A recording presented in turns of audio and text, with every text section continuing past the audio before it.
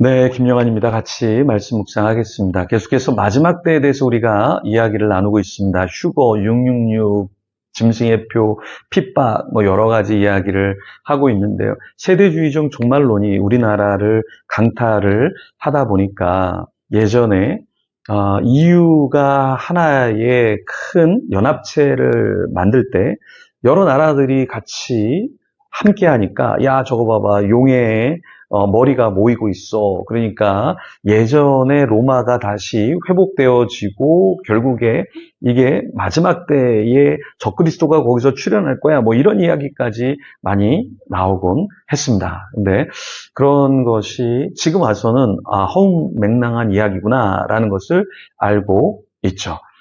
우리가 하나님의 말씀을 우리가 묵상하고 배울 때도 성경적인 올바른 해석이 들어오면 좋은데 세상적인, 세속적인, 이단적인 그런 신학들이 계속해서 들어옵니다. 그러다 보니까 어떻게 됩니까? 우리가 잘못된 신앙을 갖게 되죠. 데이비드 차 같은 인물, 김미경, 왕의 지정 같은 인물들, 하나님의 계시를 직통으로 받죠. 그리고 대언을 하죠.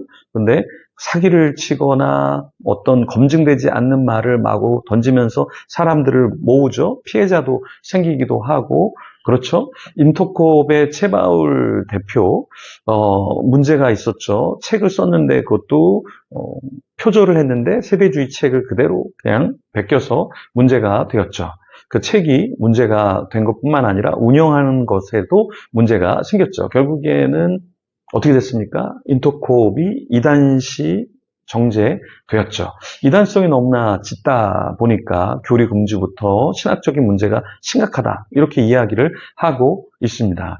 거기에 가장 주축의 신학이 세대주의 사상입니다. 세대주의 신학이죠. 그러니까 구약을 한 4,000년으로, 신약을 2,000년으로, 그리고 이제 역사가 끝나면 1,000년 동안 이 땅에서 왕노릇한다라는 게 천년왕국 사상인데요. 이런 사상을 가지면서 시한부 종말론처럼 사람들을 굉장히 급박하게 뭔가 바쳐야 되고 헌신해야 될 것처럼 만들고 결국에 사람들의 눈을, 영적인 눈을 가리는 꼴이 되는 거죠. 그래서 그 프론티어의 김영현 같은 경우도 시한부 종말론자처럼 그렇게 사람들에게 음모론을 만들어서 뿌리고 있고 사람들이 거기에 속아 넘어가는 사람들, 젊은이들이 굉장히 많다라는 것입니다. 오늘 본문 1절과 2절 보면 내가 보니 바다에서 한 짐승이 나오는데 뿔이 10이요 머리가 7이라. 그 뿔에는 10 왕관이 있고 그 머리에는 신성 모독하는 이름들이 있더라. 자, 이 내용을 보고 이유 무엇인가 만들어질 때, 와, 이거 봐봐. 한 짐승이 나오는데 뿔이 10이래. 그러니까 10개 나라가 모이는 거 아니야? 이렇게 사람들이 해석을 하면서 세대주의적으로, 이단적으로 그 시대적인 해석을 했다라는 것입니다. 2절에 보면 내가 본 짐승은 표범과 비슷하고 그 발은 곰의 발 같고 그 입은 사자의 입 같은데 용이 자기의 능력과 보좌와 큰 권세를 그에게 주었더라. 자, 요한이 바다에서 무엇이 이렇게 나오는 것을 봤습니까? 한 짐승이 나오는 것을 봤죠. 근데 요한계시록 11장 7절에 짐승이 무저갱에서 올라오는 내용이 묘사되었는데요. 13장에서는 바다에서 짐승이 올라온다. 이렇게 묘사를 하고 있습니다. 이 바다에서 나오는 짐승에 대한 환상은 17장 9절에서 13절 또 다니엘서 7장에서도 언급되는 내용입니다. 다니엘에서 나오는 짐승들은 역사상 일어난 지상의 제국들을 의미한다. 우리가 이렇게 보는데요. 이 마지막 때의 짐승들은 어떤 것인지는 우리가 잘 모릅니다. 그렇지만 여기에서 1절과 2절에서 묘사하는 것은 무엇이냐면 그 짐승은 뿔이 있다. 그리고 머리가 7이다. 그 뿔에는 10 왕관이 있다. 그 머리에는 신성 모독하는 이름들이 있다라는 것입니다. 그래서 마지막 때에 어떠한 일이 있는가? 그리스도, 주님을 대적하는 그런 존재가 나타난다라는 것이죠. 10뿔이 면류관을 쓰고 있다는 건 왕권을 소유하고 있다라는 말이죠.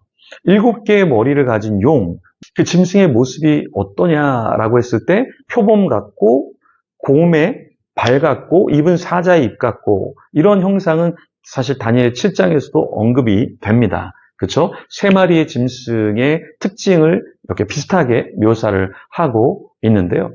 용은 요한이 본 짐승에게 무엇을 주냐면 자기의 능력, 보좌, 큰 권세를 준다. 이렇게 이야기하고 있어요. 3절과 4절에 그의 머리 하나가 상하여 죽게 된 것 같더니 그 죽게 되었던 상처가 나음에 온 땅이 놀랍게 여겨 짐승을 따르고, 머리 하나가 상해서 죽게 된 것 같았는데 그 죽게 되었던 상처가 낫고 온 땅이 놀라게 여길 그런 짐승을 따르게 된다는 거죠. 4절에 보니까 용이 짐승에게 권세를 주므로 용에게 경배하며 짐승에게 경배하여 이르되 누가 이 짐승과 같으냐, 누가 능히 이와 더불어 싸우리오 하더라.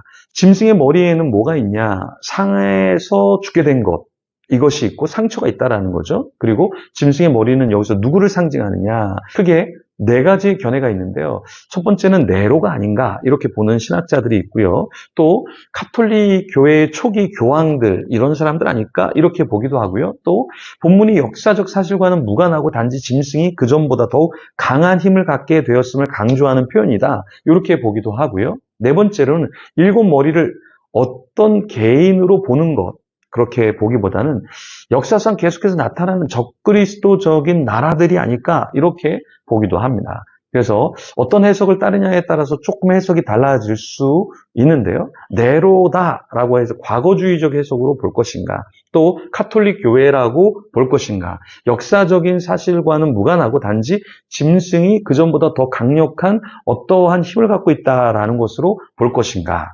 예. 또 마지막으로는 어떤 개인보다는 역사상 계속해서 나타나는 적그리스도적인 나라들은 아닐까 이렇게 본다라는 것인데요. 세 번째, 네 번째 해석이 더 우리에게 타당할 겁니다. 자, 여기 5절과 6절에 보니까 또 짐승이 과장되고 신성 모독을 말하는 입을 받고 또 42달 동안 일할 권세를 받으니라. 6절, 짐승이 입을 벌려 하나님을 향하여 비방하되 그의 이름과 그의 장막 곧 하늘에 사는 자들을 비방하더라. 짐승이 권세를 받아요. 그래서 신성 모독을 합니다. 42달 동안 일할 권세라는 것은, 42달이라는 것은 딱 정확한 시기라기보다는 어느 정도의 짧지 않은 시기 동안에 그런 일할 권세를 받는다라고 상징적으로 우리가 볼 수 있겠죠. 이 짐승은 어떤 권세를 받냐면 성도들과 싸우고 이길 수 있는 그런 힘을 받는다라는 거예요. 그래서 오늘날 우리가 왜 집니까? 왜 우리가 역사적으로 앞으로도 그렇고 왜 우리가 약자가 될까요? 이 짐승 그리고 악의 세력이 힘을 갖고 있기 때문에 그렇다라는 것입니다. 무천년설이라는 것은 지금 우리가 천년왕국을 누리고 있다라는 게 무천년설인데요. 저는 무천년설을 따를 수 없는 이유 중에 하나가, 무천년설은 지금이 천년왕국이라고 얘기해요. 근데 왜 우리는 고통당하고, 왜 우리는 우울하고, 왜 우리는 죄에 빠지고, 왜 사탄은 이렇게 활기를 치면서 귀신들은 왜 이렇게 돌아다니는 거예요? 천년왕국인데. 그래서 저는 무천년설이 조금은 맞지 않다 이렇게 보는데요. 정말 지금 영적인 전쟁이 굉장히 심하고요. 우리가 사는 지금 이제 말세가 오면 엄청난 핍박이 우리에게 다가올 겁니다. 그러니까 우리가 깨어 있어야 되겠죠. 그래서 9절에 누구든지 귀가 있거든 들을지어다. 10절, 사로잡힐 자는 사로잡혀 갈 것이요 칼에 죽을 자는 마땅히 칼에 죽을 것이니 성도들의 인내와 믿음이 여기 있느니라.